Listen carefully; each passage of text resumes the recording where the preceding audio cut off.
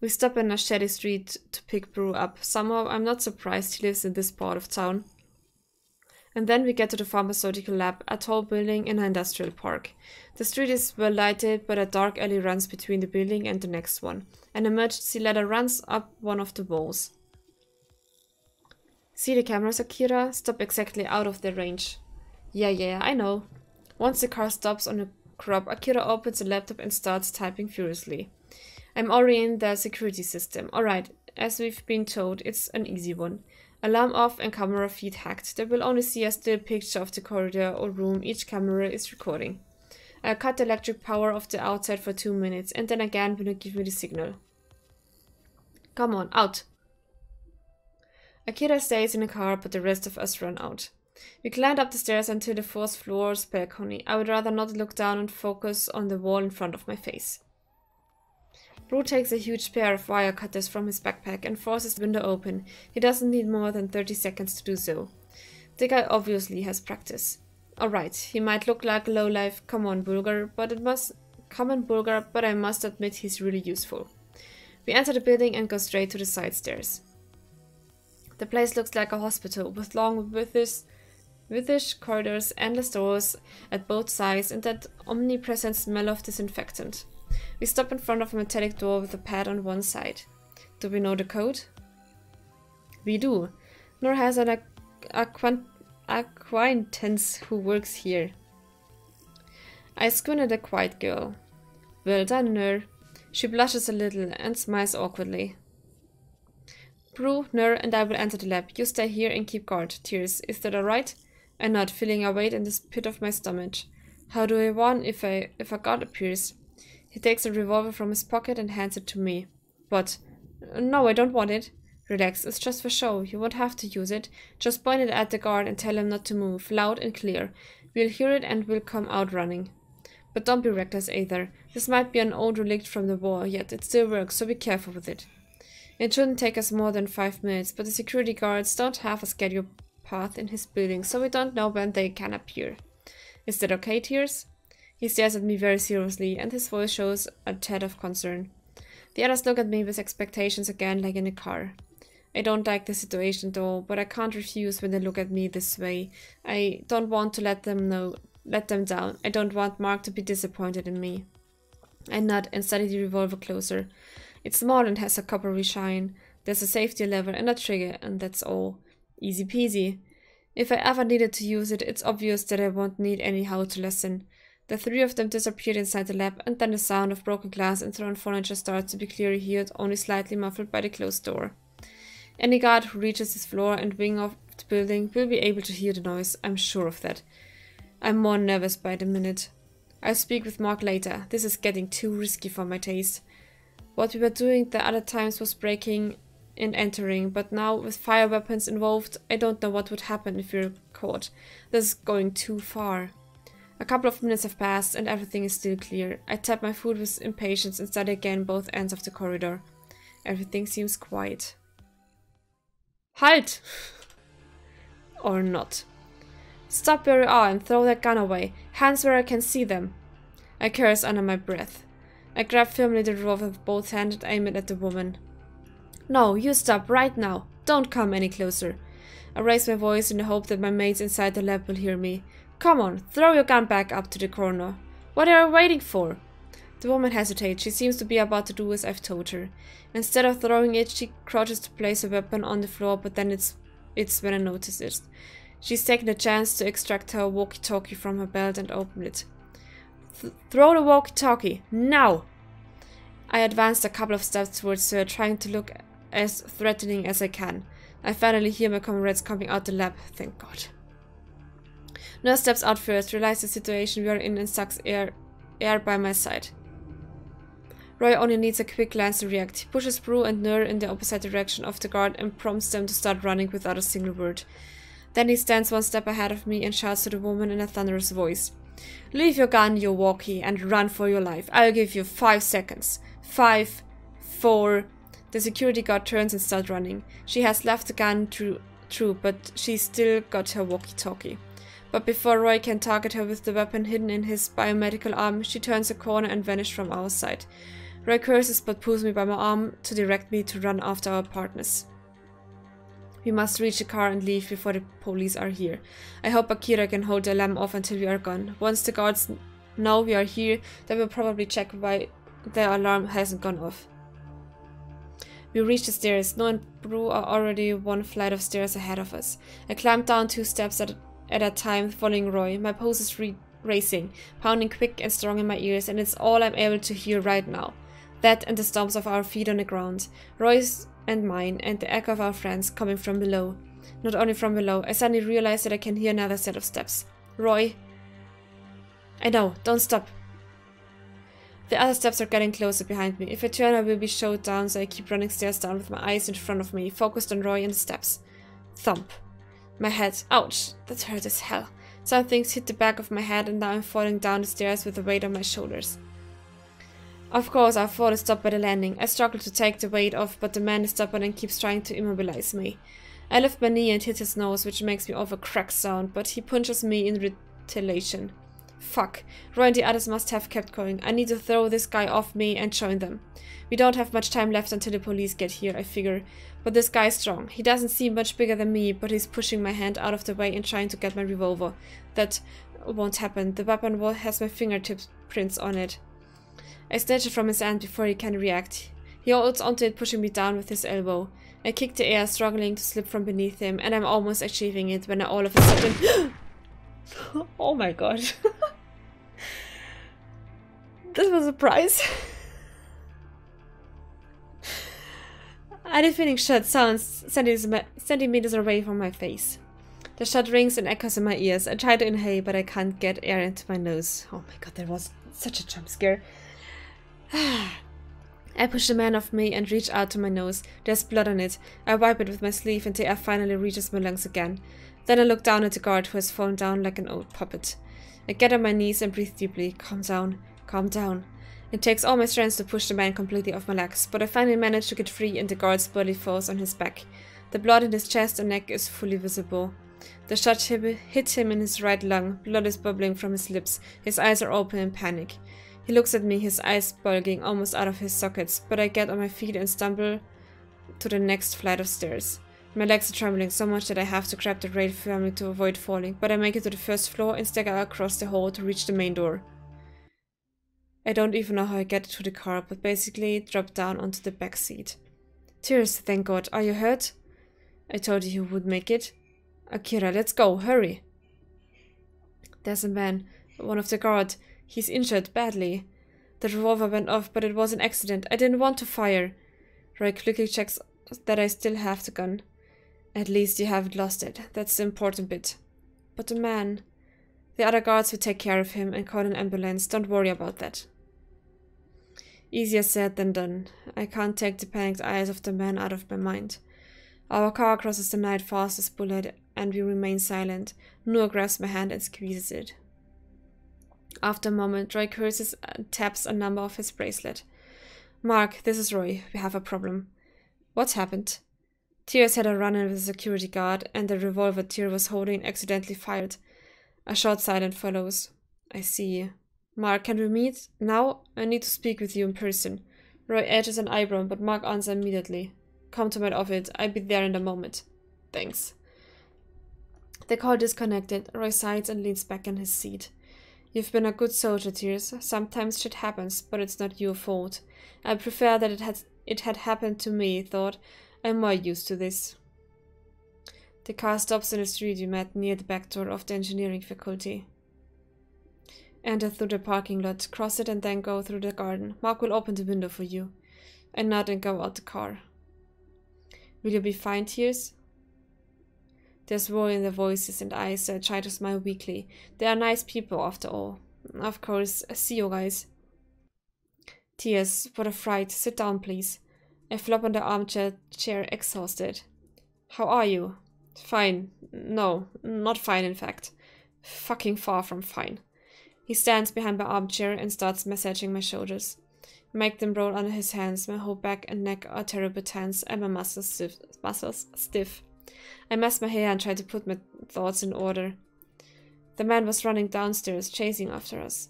Roy was in front of me and Akira Brew were already ahead of us. Mark hums to encourage me to keep talking. His hands knead on a particularly hard muscle, and I groan, half in discomfort and half in pleasure. He's reeling, helping me to relax. Then he hit the back of my head with something blunt and jumped on top of me. So you fell down the stairs? Yes, the two of us fell, rolling down a few meters. And Roy? The others keep running down, but I don't blame them. The police must have had been already alerted, so we had to leave quickly. The guard tried to take the gun from me. We struggled for it, and then I covered my face with my hands and rubbed my tired eyes.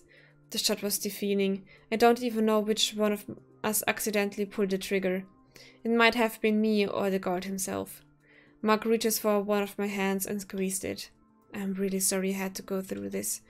You should clean up yourself before going home. There's blood on your face and your whole front. I glanced down on my jacket. He's right. Come on, go to the toilet. I'll lend you one of my shirts, and there must be some lab coats in the biolabs. Mark, I know I said I wanted to help with this, but I can't do this anymore. This was the last time. Count me out, please. We'll talk about this on Monday, when you're all calmer. No, I've already made a decision, and it's firm. I'm sorry. Sadly, that won't be possible. What? You're already in the team, Tears. That decision is irrevocable. Well, that's up to me, right? Unless I am not taking part in any other missions. No, it's not up to you. The moment you met the team and went inside that first lab, your decision was final, so you can't back down now. But Mark! Besides, we have some camera feeds, fingerprints, and oh, of course, even a gun that might compromise you. What the hell are you saying? What I'm saying, my dear Tears, is that it's too late to retire now.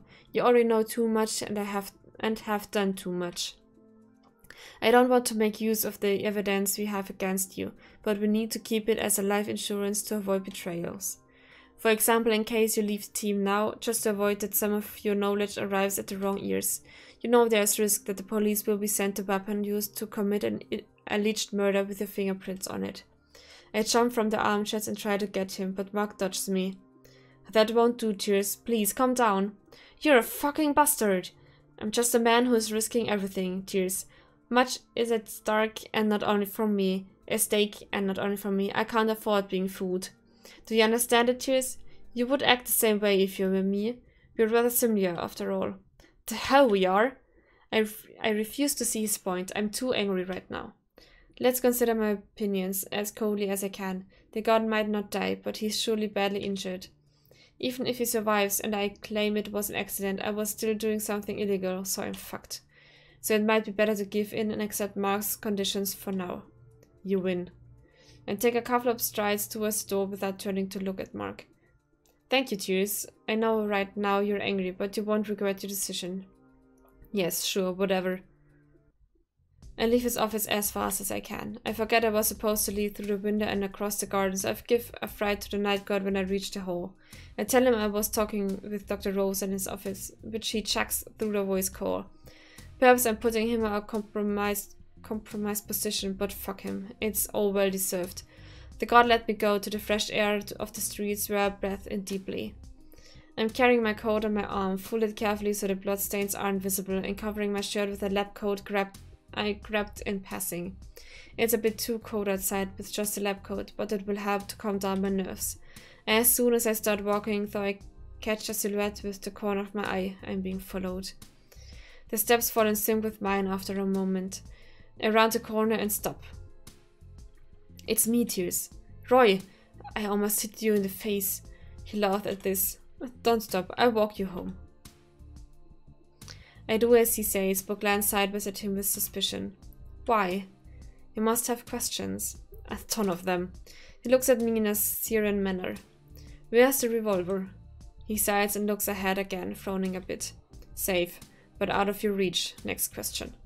Why are you doing this? Why do you help Mark trick people into helping you? Because this is not about me or about Mark. We are just pawns in a greater game. Look, I know you're young and probably still believe in the system and the laws and governments. I was once like you. I believed so much in our government that I gave an arm for it. I can't help but glance down at the metallic limb, as shiny as fascinating as an alien device. I was as loyal as the first one in the army. I was proud of fighting for my country.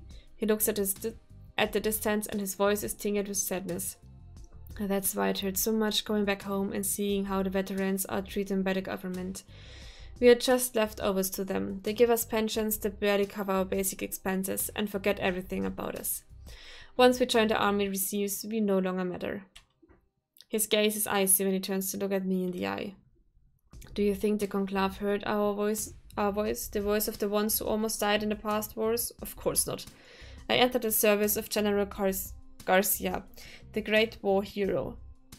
He was accepted into the conclave and the news of a liar turned consistent enough. And I was there the day they voted.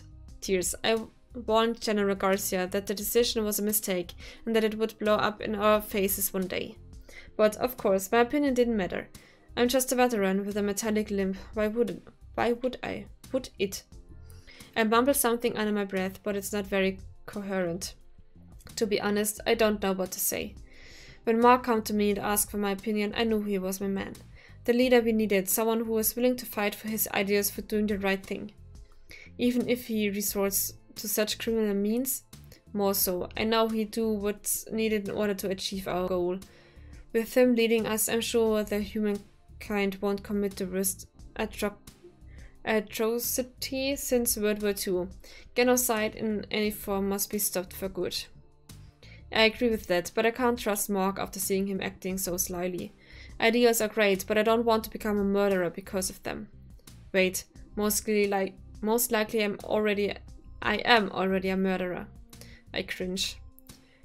What about the others? Akira, Bru, and Nur. Akira just wants the thrill of adventure. She's young like that. Bru is another story altogether, but under all his layers of criminal records or quirkiness, he's a good guy. And Nur, well, leave her out of this, okay? I lift an eyebrow and hearing this. Roy seems guarded and hesitant, and that's unexpected, especially when he was being so open. Sorry, there's just a plane right in front of my window? That's very loud. Sorry, I have to wait until it's over? No. Pass by? Oh my god, my English is so bad. I'm so sorry. That's my building. See you soon then. Take care and take it easy, Tears. Sure. No need to say I can't get to sleep when I arrive home. I'm tempted to voice call Paul or Nil, but I think better of it and go back to try sleeping instead. The weekend goes by in a haze, with my thoughts and emotions mingled and confused. The lab incident made the news, of course. The guard arrived at the hospital in a critical state and finally died. Not exactly the kind of news that helps you sleep better at nights. So, come on Monday, I'm in a sour mood the whole day, and I feel as if I hadn't slept in a month. Oi, Tears, we were waiting for you at the night spell, but you didn't appear. Ah, sorry, I wasn't feeling too well. Absolutely not a lie. Oh, got a cold again? You can say so. Our friends were there, though. I think automatically of Poe. I've been thinking about him the whole weekend, in fact. I really wanted to meet him last Friday, damn. But I lost chance. Oh right, I was supposed to meet them too. What a pity. Nil was also with them. Nil? Was he with Poe and Lilla? I don't know why I'm surprised, to be honest. He's been their friend for years now. And since you know that Paul and Lilla go to the night spy most weekends, it's normal that he wants to meet them. Are you jealous, perhaps? What? Of course not. They're friends, and Nil has the right to hang out with whoever he wants. Although I can't help but think that I should have been there too. That was my chance to go back to normal friendly relationship with Nil. I really miss having him in my life. It would be great being able to spend time with him, together with Paul and Lilla. Whatever happens next, I need to find the time to go out with them next weekend. Marks approached my desk at the end of the afternoon when everyone else is already turning their computers off and gathering their belongings. He leans against my desk while I do my best at ignoring him. Thank God Ren has already left. This situation can turn easily awkward, so I better not have nosy witnesses. Mark resorts to reading my report on his screen, peering over my shoulder. What do you want now? What a way of talking to you, research head. Where are my manners? What the fuck do you want now, boss? He chuckles and shakes his head. To think I wanted to take you out next weekend. I still owe you an invite, if I'm not mistaken. What? I can't believe what I'm hearing. The nerve of this guy. Fuck off. I glue my eyes to my screen, pouting. Mark leans in closer to me and whispers almost in my ear. If I was you, I would try to be nicer. Remember that when this project finishes, the real Alaya is waiting for us. Or at least I was planning on taking you there with me. Shit. So we might be together for a long, long time. Don't you think it would be better for the two of us if we keep getting along, A part of me knows that he's right. I mean, I want him to take me with his team to Alaya when the school year finishes. That was always the plan. I knew from the start that mixing my goal with sex was rather dangerous, although it's also exciting. But another part of me is so mad at him right now that I don't want to be touched by Mark in a million years. I grunt to let him know I've heard him loud and clear. He stands up and moves away from my desk. Okay. I answer through the gritted teeth so he can barely hear me. So he stops and looks back at me surprised. What have you said? I reply without looking at him. I'm trying to grasp at the last strands of my pride here. Come on. You heard me. I'm okay with whatever you want to do this weekend. I probably regret this. Hell, I'm already regretting it. Really? I'm glad you see things the same way as me again, Tears. It makes me really happy. He leans in again and whispers in a husky, low voice. I'll have to think of something special to thank you. He winks at me and goes back to his office. I rub my temples, feeling an upcoming headache. I can't believe the number of bad decisions I'm making lately. What has my life become? Perhaps I should go home too. Despite what I've just said to Mark, I don't feel like being alone with him right now. I hope I'm less annoyed with him by the weekend. Although the feeling of having become a murderer won't vanish so quickly, I'm afraid.